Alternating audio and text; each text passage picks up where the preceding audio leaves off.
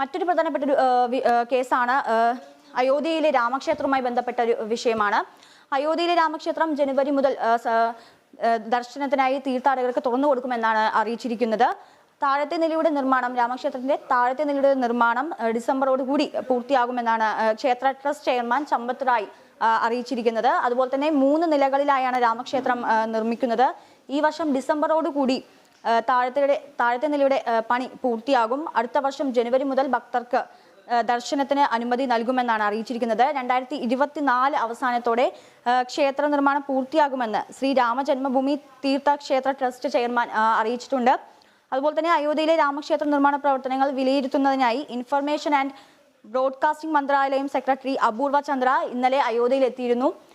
എല്ലാവരും രാമക്ഷേത്രത്തിനായി കാത്തിരിക്കുകയാണെന്നും അതുപോലെ തന്നെ ഇന്ത്യയിലെ എല്ലാ മതങ്ങളുടെയും വിശ്വാസ കേന്ദ്രമായി ഈ ഒരു ക്ഷേത്രം മാറുമെന്നും ഈ ഒരു ക്ഷേത്രം സന്ദർശിക്കാനായി വിദേശത്തു നിന്ന് പോലും ആളുകൾ എത്തുമെന്നാണ് അദ്ദേഹം കൂട്ടിച്ചേർത്തിരിക്കുന്നത്. കമലേഷ്.